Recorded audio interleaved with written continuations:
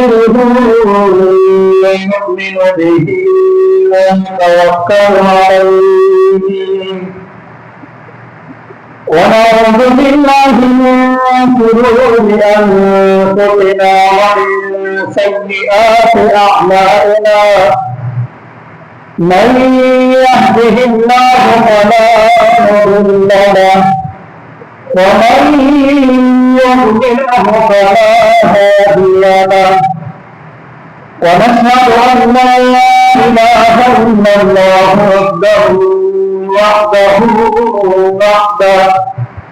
وحده لا شريك له ولا نظير له ولا مثل له ولا مثال ونشهد أن سيدنا ومولانا محمدا عبده ورسوله أعوذ بالله من الشيطان الرجيم بسم الله الرحمن الرحيم إن الذين قالوا ربنا الله ثم استقاموا تتنزل عليهم الملائكة ألا تخافوا ولا تحزنوا وأبشروا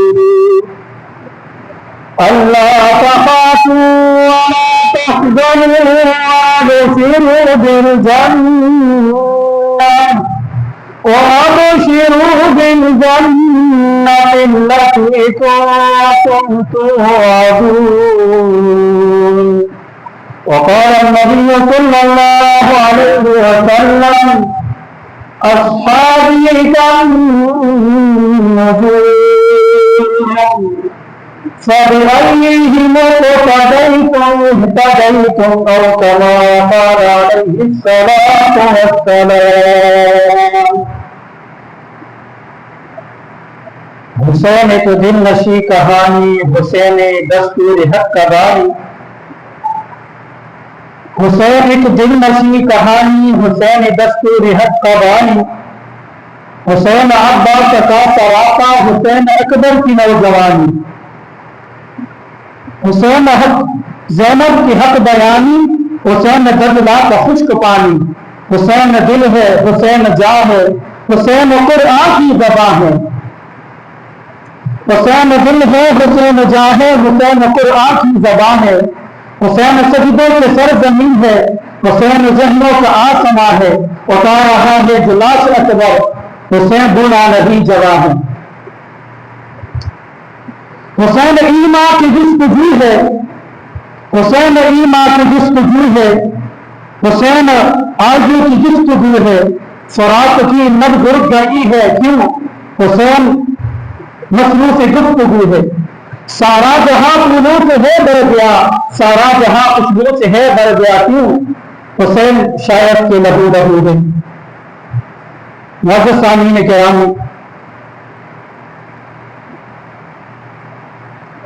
شہادت حسین رضی اللہ تعالیٰ کے موضوع پر گفتگو چل رہی تھی.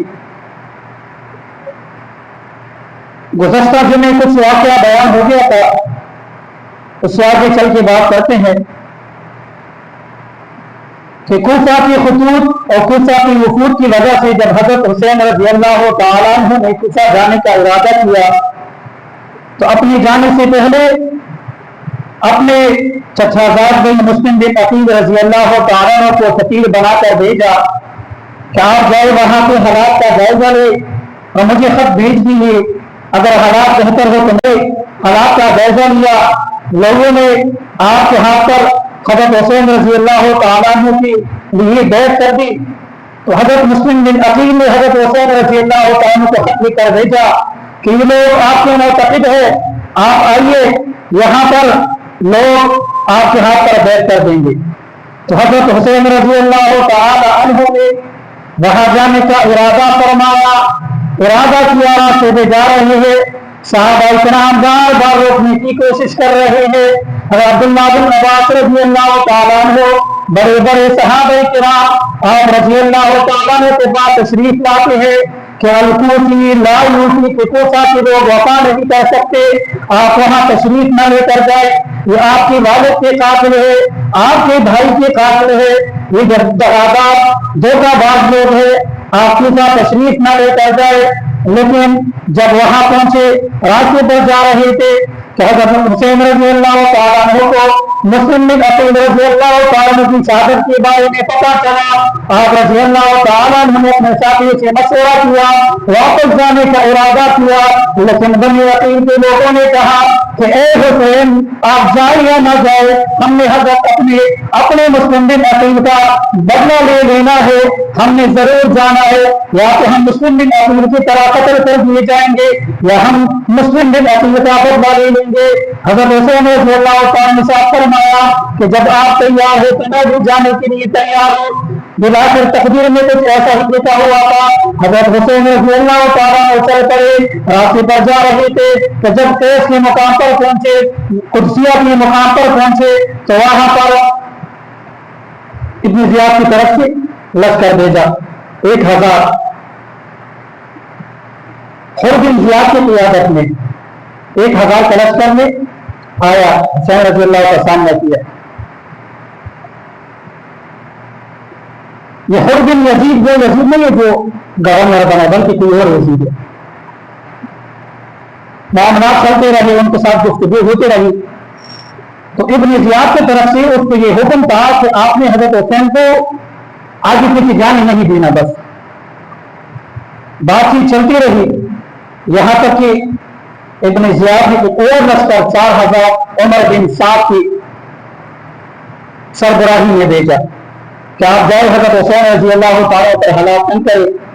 ان کی قربانی بند کر دے، آگے پیچھے جانے نہ دینا۔ جب نماز کا وقت آیا تو حضرت حسین رضی اللہ تعالیٰ سے فرمایا کہ کیا نماز آپ اکیلے پڑھیں گے جماعت یا ہماری پیچھے؟ انہیں کہا نہیں، آپ امامت کیجیے، ہم آپ کی پیچھے نماز پڑھ لیں گے۔ تو مخالف لوگوں نے بھی حضرت امام حسین رضی اللہ تعالیٰ کی اتباع میں نماز پڑھی۔ نماز پڑھنے کے بعد گفتگو کا وقت میرے آپس میں بات چیت کرتے ہیں، حسین رضی اللہ تعالیٰ نے 3 باتیں سامنے رکھی، 3 مطالبات رکھے کہ یا تو آپ اس طرح کیجیے کہ میں جہاں سے آیا ہوں مجھے وہاں پر واپس جانے دیجیے، دوسری بات ہے کہ مجھے یزید سے براہ راست ملنے دیجیے، مجھے ان کے پاس لے جائے، اور تیسرا میرا مطالبہ یہ کہ یا تو یہ کہ مجھے مسلمانوں کی کسی سرحد کے پاس جانے دے تاکہ میں وہاں پر جا کر کسی کافر کے خلاف جہاد کرتے ہوئے شہید ہو جاؤں۔ البتہ ابن زیاد شفیق القلب بدبخت انسان کی طرف سے چونکہ آدر تھا کہ واپس جانے نہیں دینا، تو عمر بن سعد نے حضرت حسین رضی اللہ تعالیٰ کے مطالبات کو مان کر ایک خط لکھا ابن زیاد کے نام اور بھیجا کہ اللہ کا شکر ہے جو جنگ ہونے والی تھی وہ ختم ہو گئی۔ حسین رضی اللہ تعالیٰ نے 3 قسم کے مطالبات سامنے رکھے جس سے آپ کا مقصد بھی پورا ہو رہا ہے۔ تو ابن زیاد کو جب یہ خط پہنچا تو وہ بھی تیار ہو گیا، عمر بن سعد کا خط وہ بھی تیار ہو گیا صلح کے لیے، لیکن وہاں پر ایک شقیق القلب بدبخت انسان ظالم شمر ذوالجوشن وہ موجود تھا۔ اس نے کہا کہ اے ابن زیاد آپ حسین رضی اللہ کو مہلت دے رہے ہیں کہ یہاں سے جائے، وہاں اپنے آپ کو مضبوط کرے، افرادی طاقت بنائے، پھر واپس آ کر ہمارے خلاف لڑائی کرے، آپ طاقت دے رہے ہیں ان کو۔ ابن زیاد بھی شمر ذوالجوشن کی باتوں میں آ کر مطمئن ہو گیا کہ ہاں بات تو ٹھیک کر رہے۔ دوسری بات ذوالجوشن نے یہ کہی کہ عمر بن سعد جو ہے نا یہ تو حسین رضی اللہ کے ساتھ راتوں کو ملاقاتیں کرتے ہیں، وہ تو ان کے ساتھ مل چکے ہیں جو آپ نے جس کو امیر بنا کر بھیجا ہے۔ بالآخر ابن زیاد نے اسی ذوالجوشن بدبخت انسان کو امیر بنا کر لشکر دے کر بھیجا کہ جائیے آپ جا کر عمر بن سعد سے بھی کیجیے اور آپ حضرت حسین کا مقابلہ کیجیے، اس کو مجبور کیجیے کہ وہ میرے ہاتھ پر بیٹھ کرے۔ حضرت حسین رضی اللہ تعالیٰ عنہ کو یزید کے ہاتھ پر بیٹھ کرنے کے لیے تیار نہیں تھے، تو جو اس کا گورنر ہے ابن زیاد بدبخت اس کے ہاتھ پر کیوں بیٹھ کرتے؟ اگرچہ یزید کو گورنر بنایا تھا، اپنے نائب بنایا تھا، کس نے؟ حضرت امیر معاویہ رضی اللہ تعالیٰ عنہ نے۔ اس کے باوجود حضرت حسین رضی اللہ تعالیٰ عنہ یزید کے ہاتھ پر بیعت کے لیے تیار نہیں، ادھر ابن زیاد اپنے ہاتھ پر بیعت دینے کے لیے وہ کوشش کر رہا ہے۔ تو جوشن نے یہی مطالبہ تھا کہ آپ جو ہے نا مان لیجیے، ابن زیاد کے ہاتھ پر بیعت کیجیے، ہم آپ کو امان دے دیں گے۔ تو میں نے پہلے بتایا کہ کوفہ کے لوگ وفا نہیں کرتے، انہوں نے پہلے مسلم بن عقیل کو امان دے کر وہاں جا کر سب کے سامنے اعلانیہ طور پر شہید کر دیا تھا۔ حسین رضی اللہ کے سامنے وہ سارے منظر موجود تھے۔ تو حسین رضی اللہ نے فرمایا کہ مسلم بن عقیل کا خون میں بھول جاؤ کہ میں ابن زیاد کے پاس جاؤں، وہاں جا کر مجھے وہ سب کے سامنے قتل کر دے جیسی، اس سے تو موت بہتر ہے۔ بالآخر 7 محرم الحرام کو حضرت حسین رضی اللہ تعالیٰ عنہ پر زمین تل کر دی گئی، آپ کو پانی سے روکا گیا، 3 دن پیاسے رہے مسلسل۔ 9 محرم کو جب جوشن کا لشکر پہنچا تو حسین رضی اللہ تعالیٰ نے عباس رضی اللہ سے فرمایا، حضرت عباس سے فرمایا کہ آپ بات کیجیے، مجھے ایک دن کی ایک رات کو مہلت دیجیے تاکہ میں عبادت کروں۔ حضرت عباس سامنے بڑی گفتگو جوشن سے انہوں نے اجازت دی۔ حضرت حسین رضی اللہ تعالیٰ پوری رات عبادت میں رہے، دعاؤں کا اہتمام کیا، تہجد کا اہتمام کیا، تلاوت کا اہتمام کیا، اور اپنی خاندان والوں کو اہل بیت کو جمع کیا اور بنو عقیل کو جمع کیا، نصیحت فرمائی کہ اے لوگوں کہ جس طریقے سے آپ نے میرے ساتھ وفا کی، اس طریقے سے کسی نے کسی کے ساتھ وفا نہیں کی ہے۔ میری طرف سے خوشی، دل کی خوشی سے آپ کو اجازت دیتا ہوں، مجھے تو پتہ ہے کہ کل ہمارا آخری دن ہے، ہو سکتا ہے کہ اس کے بعد ہماری زندگی نہ ہو، میں آپ سب کو اجازت دیتا ہوں کہ آپ وہاں سے متفرق طور پر الگ الگ ہو کر نکل جائے، علاقے میں بکھر جائے اور اپنے ساتھ ایک ایک اہل بیت کے بندی کو بھی ساتھ لے جائے۔ وہ سارے دشمن تو میرے پیچھے پڑے ہوں گے، میں سامنا کر لوں گا، لیکن سب نے اب زبان ہو کر کہا اے حسین، ہم لوگوں کو یہ بتائیں گے کہ ہم اپنے امیر کو بڑوں کو چھوڑ کر تاکہ وہ ان کو قتل کر دے اور ہم وہاں سے بات سے نکل آئے، اس طرح ہم نہیں کر سکتے، ہم آپ کے ساتھ ہی رہیں گے، آپ کے ساتھ ہی ہم جان دے دیں گے۔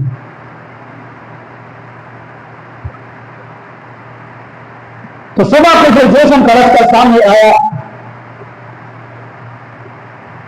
اور جو پہلے یزید ابن زیاد کے قبیلے کا تھا، جس نے پہلے 1000 کا لشکر کے ساتھ حسین کا مقابلہ کیا تھا،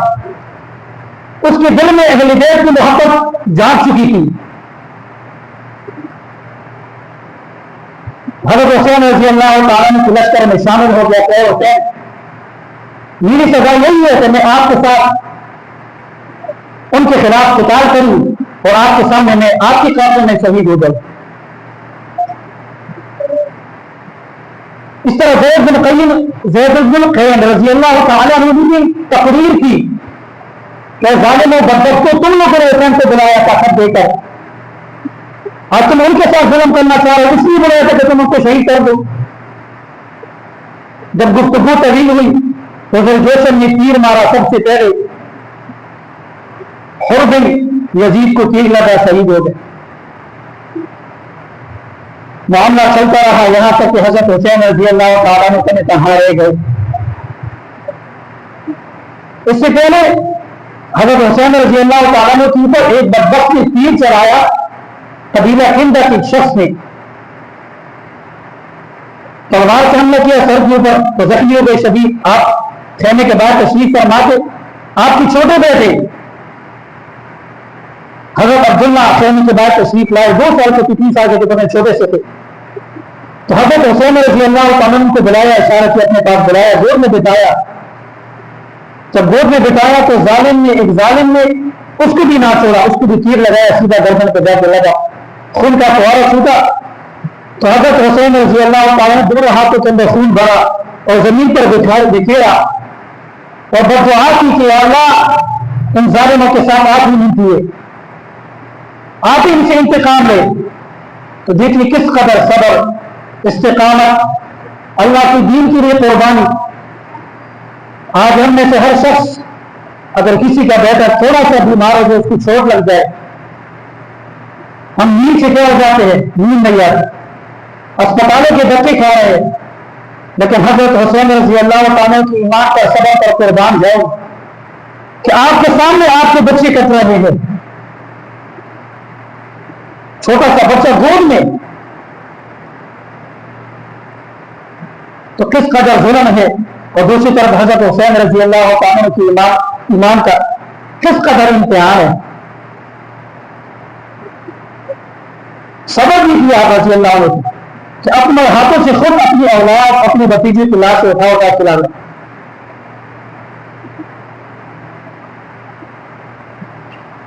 تو حضرت دلیری کے ساتھ، بہادری کے ساتھ ان کا مقابلہ کیا۔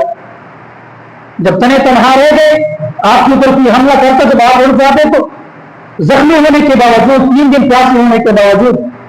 جس طرف آپ مقابلہ کرتے، وہاں سے لوگ جانوروں کی طرح بھاگ جاتے۔ جب اکیلے رہ گئے تو سب کو پتہ چلا کہ کسی کے اندر جرم نہ تھی کہ حضرت حسین کے اوپر اکیلے حملہ کرے۔ ذوالجوشن بدبخت نے جب دیکھا کہ حضرت حسین رضی اللہ کے اوپر حملے کے لیے تیار نہیں ہے، تو اس نے اخبار کے اعلان کیا کہ سارے مل کر جا کر حملہ کرے۔ تو ذوالجوشن نے 10 بندوں سمیت آپ کے اوپر حملہ کیا اور سجدے کی حالت میں آپ کو شہید کر دیا۔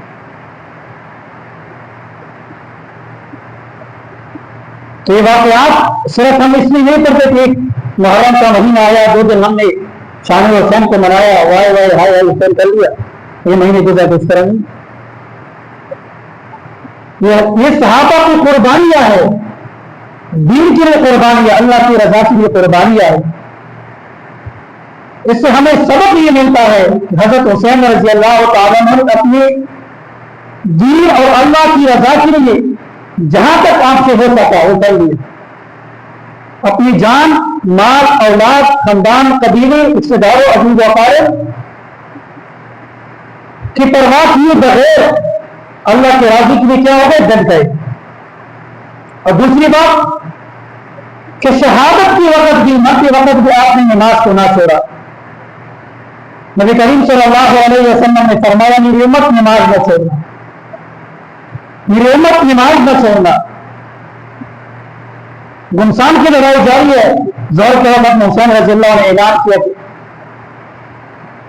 نماز کا وقت دیجیے، نماز پڑھنے دیجیے۔ تو صلاۃ الخوف آپ نے نماز ادا کی، اپنی جان کی پرواہ کی بغیر۔ آج ہم میں سے ہر شخص دفتر میں بیٹھا نماز نہیں پڑھتا، گھر میں بیٹھ کر نماز ہم نہیں پڑھتے، دکاندار دکان سے بیٹھ کر نماز نہیں پڑھتا، دفتر میں دفتر والا بندہ بیٹھ کر نماز نہیں پڑھتا، ڈرائیور ڈرائیونگ کرتے ہوئے جا رہا ہے، نماز کی کوئی فکر نہیں۔ تو حضرت حسین رضی اللہ تعالیٰ عنہ بھی آخری وقت میں نماز پڑھ کے یہ بتا دیا کہ جو اللہ اور رسول کا حکم ہے وہ کسی طرح بھی معاف۔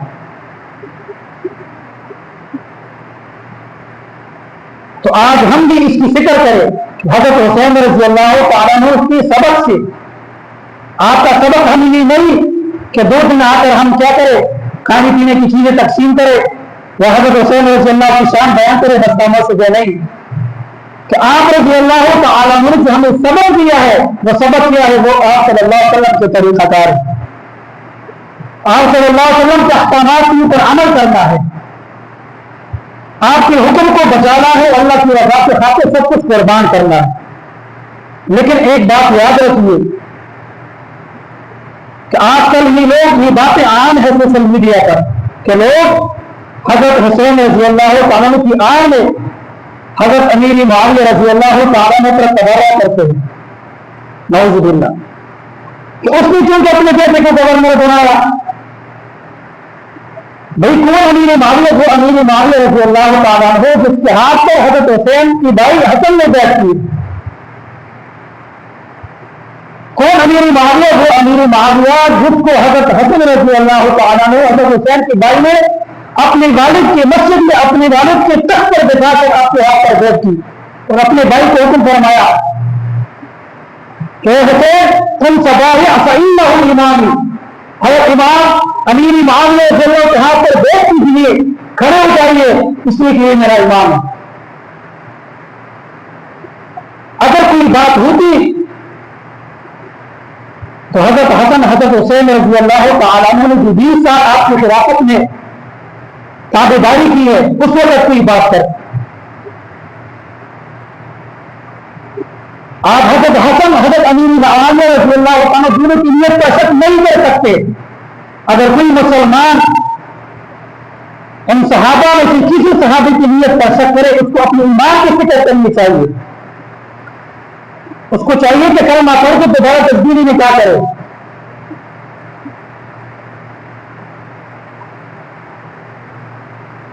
اس لیے کہ امیر معاویہ رضی اللہ تعالیٰ نے بھی یزید کو اگر امیر گورنر بنایا تھا، صحابہ کے ساتھ مشورہ کر کے بنایا تھا، اور چونکہ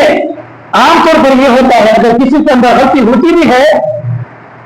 کوئی بچہ نافرمان بھی ہوتا ہے، وہ کہتے کہ یزید تو زانی تھا، شرابی تھا، کبابی تھا۔ ہمارا اہل سنت و جماعت کا موقف یہ ہے کہ یزید کے بارے میں کیا خاموشی ہے، اس کے ساتھ اللہ نے معاملہ کرنا ہے۔ اللہ چاہے گا تو اس کو جہنم میں ڈال دے گا، اللہ چاہے گا تو اس کو بچا دے گا۔ البتہ اس کی آڑ میں حضرت امیر معاویہ رضی اللہ عنہ پر تبرہ کرنا، خلاف باتیں کرنا، یہ کسی بھی صورت گوارا نہیں، اس لیے کہ وہ صحابی ہے، اور صحابی کے بارے میں اللہ نے خود فرمایا رضی اللہ عنہم ورضوا عنہ۔ تو اسی طریقے سے حضرت حسین رضی اللہ عنہ کی نیت پہ شک کرنا تو یہ کہ نہ جاتے تو سارا معاملہ نہ ہوتا، کچھ تقدیر کے فیصلے ہوتے، اور آپ کا مقصد کیا تھا؟ اللہ کی رضا مقصود۔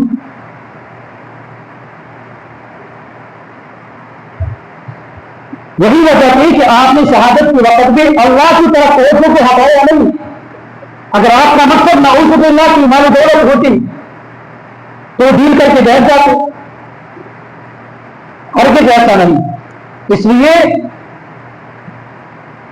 یہ واقعہ کربلا سے ہمیں سبق ملتا ہے کہ ہماری اوپر کسی بھی طرح کے حالات آ گئے، ہم اللہ کے جو احکامات ہیں، نبی کریم صلی اللہ علیہ وسلم کے جو طریقہ کار ہے، اس سے بالکل بھی پیچھے نہ ہٹے۔ اللہ تعالیٰ کربلا کے شہداء کی قربانیوں کو قبول فرمائے، اور ہمارے لیے صحابہ کرام رضی اللہ تعالیٰ اجمعین کی زندگی سے جو سبق ملنے کا ہے وہ نصیب فرمائے۔ وآخر دعوانا ان الحمد للہ رب العالمین۔